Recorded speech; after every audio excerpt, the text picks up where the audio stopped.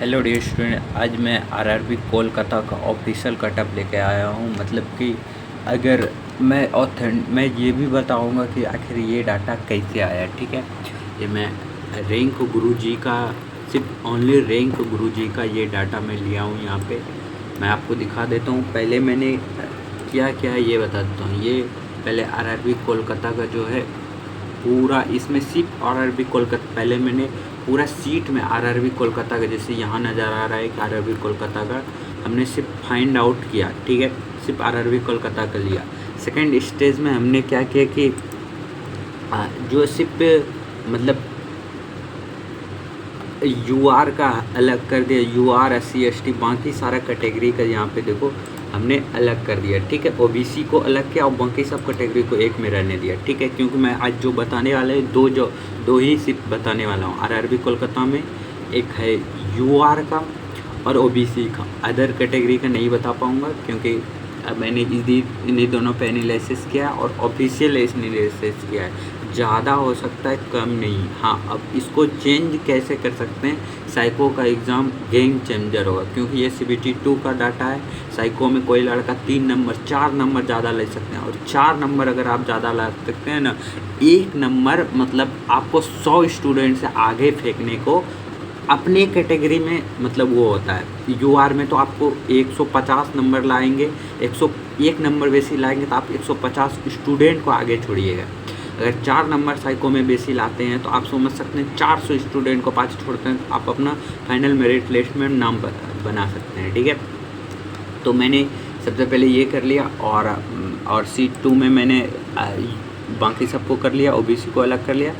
और इसी तरह बाकी मैंने यहाँ पे क्या किया, जो सिर्फ क्वालिफाई हैं उसको लिया है। डिसक्वालीफाई को भी मैंने अलग किया है। तो हमने 2 सीट बनाया, एक और एक 2 तो एक में हमने ऊपर से जब काउंट किया ना, टोटल अगर हम ऐसे काउंट करते हैं कि कुछ लड़का ओबीसी से कुछ लड़का यूआर से और ओबीसी से मिला के अलग कर लेते हैं। ठीक है, तो मैंने यहाँ पे देखो EWS SC ST इसमें ओबीसी नहीं है।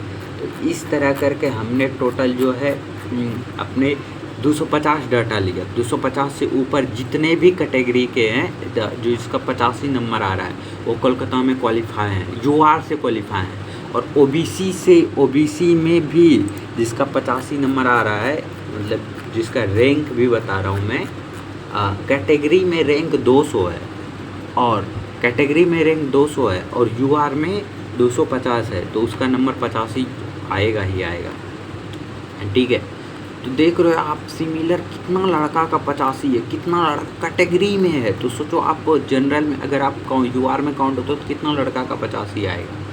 तो 200 जिसका है वो यूआर में काउंट होगा ओबीसी कैटेगरी से और यूआर का कटअप ये 85 ही जाएगा। ठीक है, यूआर का कटअप 85, इसको कोई नहीं रोक सकता है। ठीक है, हमने काउंट कर लिया 250 होगा सीट, 250 रैंक जिसका यूआर में होगा क्योंकि ओबीसी का 250 ये हो गया ना बाकी, और ओबीसी का ही सबसे बेसी लड़का है। 200 लड़का जो 85 नंबर लाया है वो ओबीसी सिर्फ ओबीसी कैटेगरी से यूआर में क्वालिफाई होगा।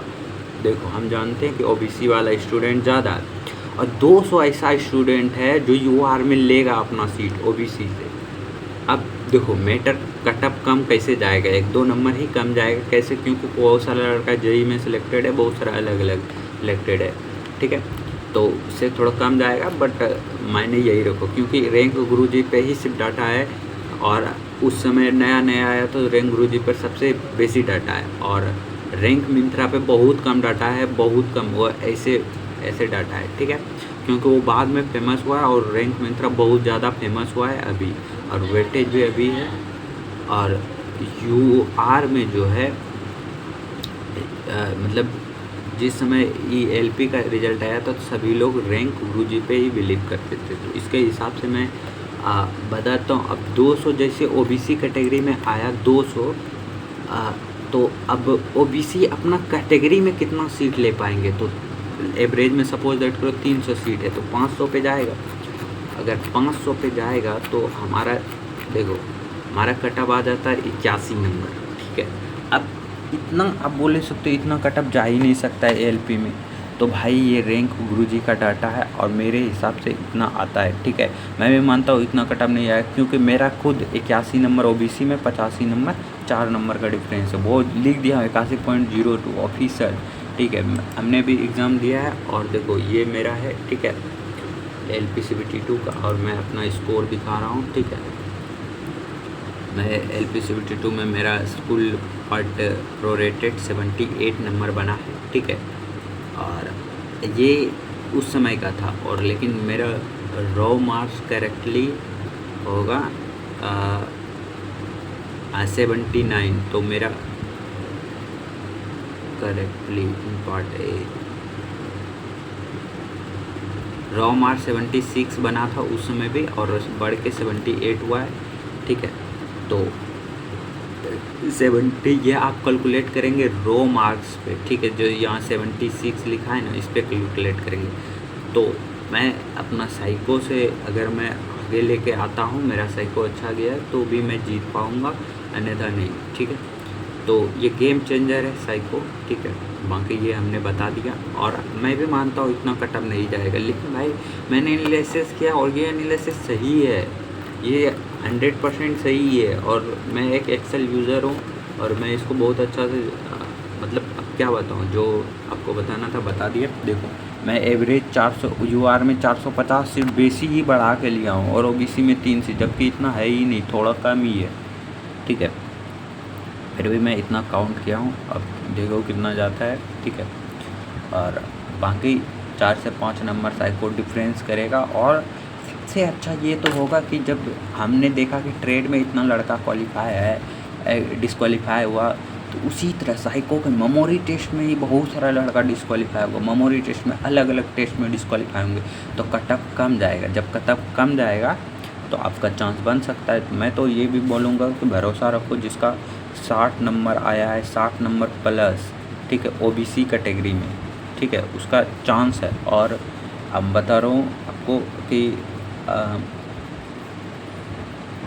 75 नंबर प्लस वाले यूआर में आप चांस रखो कि होगा, ठीक है, उससे कम भूल जाओ, ठीक है, चांस है। अब आगे जितना जा सकता है डजेंट मैटर, आगे तो मैं बता दिया हूँ, ठीक है, चांस भी बता दिया हूँ, सब अपना बता दिया हूँ, ठीक है। धन्यवाद। अगर और भी किसी कैटेगरी का या फिर और भी किसी जोन का चाहते हैं तो आपको पहले लगभग उस जोन का पर्टिकुलर 20 कमेंट आना चाहिए अदर आईडी से, तो मैं इतना एनालिसिस करूँगा। ये क्योंकि ये एनालिसिस मेरा, हमने इसको शुरू किया था कल सुबह से, कल शाम से हमने अलग अलग चीज़ को फाइंड आउट किया, और ये आपको हमने ऑथेंटिक डाटा बताया। तो थैंक यू, जय हिंद, मिलते हैं नेक्स्ट वीडियो में।